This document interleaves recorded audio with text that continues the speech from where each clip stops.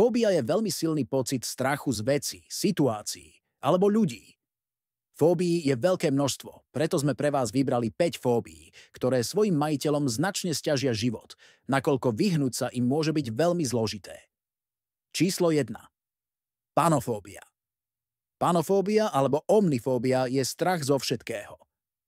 Na rozdiel od špecifických fóbií, ktoré sú zamerané na jeden objekt alebo situáciu, je panofóbia charakterizovaná všeobecným, nešpecifickým strachom, ktorý môže spôsobiť, že ľudia budú cítiť neustály strach, ako by nebezpečenstvo číhalo vo všetkých aspektoch života.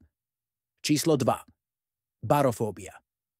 Za barofóbiu je označovaný intenzívny strach z gravitácie. Ľudia s barofóbiou sa môžu obávať toho, že gravitácia spôsobí pád, ktorý povedie k vážnemu zraneniu.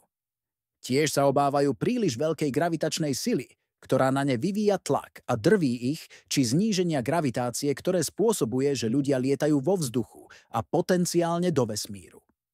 Číslo 3. Cibofóbia. Cibofóbia je strachom z jedla. Ide o komplexný jav, ktorý sa môže prejavovať rôznymi spôsobmi. Niektorí ľudia sa boja určitých druhov potravín, iní môžu zažívať obavy zo znečistenia jedla. V niektorých prípadoch sa tento strach týka samotného jedenia, čo môže viesť k poruchám príjmu potravy.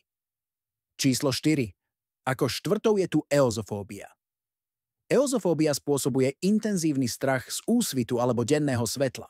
Vystavenie úsvitu alebo dennému svetlu môže u jedincov s eozofóbiou vyvolať intenzívnu úzkosť a dokonca záchvaty paniky. Strach z úsvitu alebo denného svetla môže byť vyčerpávajúci a môže výrazne ovplyvniť každodenný život človeka. Číslo 5. Piatou fóbiou je somnifóbia.